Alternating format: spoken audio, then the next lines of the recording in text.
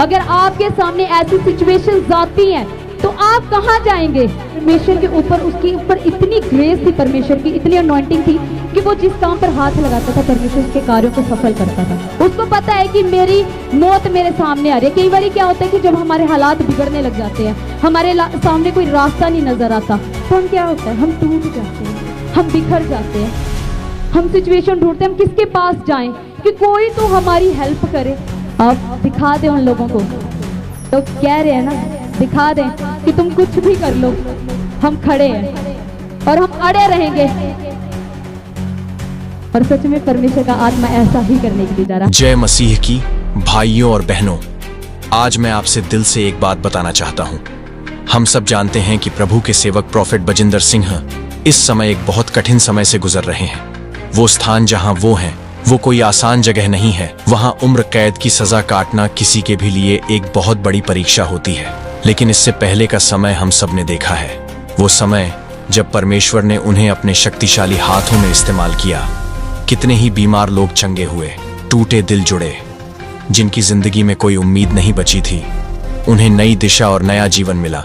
हम सब ने वो अभिषेक और अनुग्रह अपनी आंखों से देखा। पर आज हालात ऐसे हैं कि इंसानी नजर से कोई रास्ता नजर नहीं आता। फिर भी हमारा विश्वास टूटा नहीं है, क्योंकि हम जानते हैं कि जिस परमेश्वर ने पहले चमत्कार किए हैं वो आज भी वही है और कल भी वही रहेगा। ऐसे वक्त में परिवार और बच्चे भी बहुत बोझ उठा रहे हैं, खासकर उनके छोटे छोटे बच्चे जो अपने पापा के बिना टूट से गए हैं, फिर भी डटे हुए हैं, मेहनत कर रहे हैं और आगे बढ़ने की कोशिश कर रहे हैं। ऐसे समय में प्रभु की सेविका पास्टर सिमरन ने जो बातें कही, वो सिर्फ उनके शब्द नहीं बल्कि हम सबके दिल की आवाज है। उन्होंने कहा कि जिंदगी में जब ऐसे भारी हालात आते हैं तो सवाल यही होता है कि हम कहाँ जाएं, किसका सहारा लें। और जवाब यही है कि हम उसी प्रभु के पास जाएंगे जिसने पहले भी हमारा सहारा बना, जिसने अपने सेवक को अनुग्रह और अभिषेक से भर दिया था और जिसके हाथों से बड़े बड़े काम करवाए थे। पास्टर सिमरन ने यह भी कहा कि अब वक्त है कि हम और मजबूती से अपने सेवक के साथ खड़े हों। चाहे दुनिया कुछ भी कहे, चाहे लोग कितनी भी बातें करें, हम अपने सेवक के साथ खड़े रहेंगे। हम प्रार्थना और उपवास करते रहेंगे, तब तक करते रहेंगे जब तक परमेश्वर दरवाजे नहीं खोल देता और अपने सेवक को जेल से रिहा नहीं करता। ये कोई छोटी बात नहीं है, ये एक प्रतिज्ञा है, एक वादा है जो विश्वास और प्यार से पैदा हुआ है। और ये शब्द सिर्फ पास्टर सिमरन के नहीं हैं, बल्कि हम सबके हैं। तो मैं चाहता हूं कि आप उसकी वीडियो ध्यान से सुनें, क्योंकि उसमें सिर्फ एक इंसान की बात नहीं बल्कि पूरे परिवार, पूरे संगति, पूरे विश्वासियों की आवाज है। एक पुकार है जो स्वर्ग तक जाएगी और हम विश्वास करते हैं कि उसका उत्तर जरूर आएगा। मैं कह रहा हूं, एक टाइम आता है कि लोग आपको सताव करते हैं, आपके ऊपर एक टाइम आता है आपके अपने आप का साथ छोड़ जाते हैं, लेकिन परमेश्वर उन लोगों के साथ खड़े होते हैं जो लोग कहता है उस टाइम में संभलना जानते हैं, उस टाइम में परमेश्वर का आदर करना जानते हैं। यही परिस्थितियां होती हैं। सकता हूँ कई बार आपके जीवन में ऐसी प्रॉब्लम्स आती है, ऐसी सिचुएशन आती हैं, आपको कई बार परमेश्वर खुद उन परीक्षाओं में लेकर जाता है। आपने डरना नहीं है उस सिचुएशन से। कई बार आपकी लाइफ में वो सिचुएशंस आती हैं, लोग आपके विरुद्ध खड़े होते हैं, लेकिन आपने क्या करने का लिया? आपने डरना नहीं है, आपने सिर्फ प्रार्थना करनी है, जैसे दानियल ने प्रार्थना की। और जब वो वहां पर उसको लेकर गए, उसको शेरों की मान में डाला गया, ना वो डरा, ना घबराया, ना उस समय राजा के सामने गिड़गिड़ाया। कई बार क्या होता है, हम सिचुएशन से देख के हार मान लेते हैं। वो चाहता तो उस समय गिड़गिड़ा भी सकता था, रो भी सकता था कि राजा प्लीज मेरे साथ ये मत कर, मुझे इसमें मत डाल, मुझे नहीं जाना शेरों की मांद में।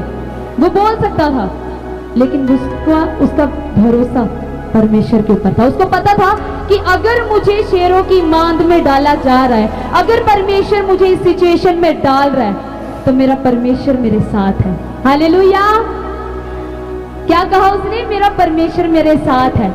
तो जब उसको शेरों की मान में डाला गया, और अब सारा दिन राजा सोचता रहा कि मैं अगले दिन देखूं जाके। जब अगले दिन उसने जाकर देखा, जब उसको बाहर निकाला गया, उसके सर से लेके पांव तक एक भी खरोच नहीं आई थी। हालेलुया, एक भी खरोच। उसका विश्वास इतना था, उसको पता था अगर परमेश्वर मुझे इस सिचुएशन में डाल रहा है, उस शेरों की मांद में डाल रहा है, तो मेरे से पहले मेरा परमेश्वर वहां पर हाजिर होगा। हालेलुया। अगर आपके जीवन में ऐसी प्रॉब्लम्स है, आपके जीवन में ऐसी सिचुएशंस है, अगर परमेश्वर आपको उस प्रॉब्लम में डाल रहा है, तो विश्वास करें आपसे पहले परमेश्वर वहां पर मौजूद है। हालेलुया। वो आपको उस सिचुएशन से निकालेगा, उस सिचुएशन से बचाएगा और उस सिचुएशन से आपको बाहर निकालेगा। हालेलुया।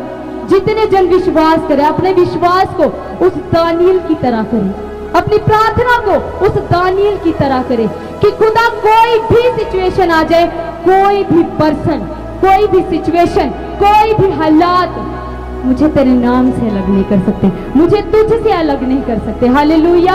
आपके जीवन में जैसे भारी ऐसी समस्याएं होंगी, वो शेरों की मांग में डालने वाली सिचुएशन होंगी, लेकिन आपसे पहले आपका परमेश्वर वहां पर मौजूद होगा। हालेलुया। हालेलुया।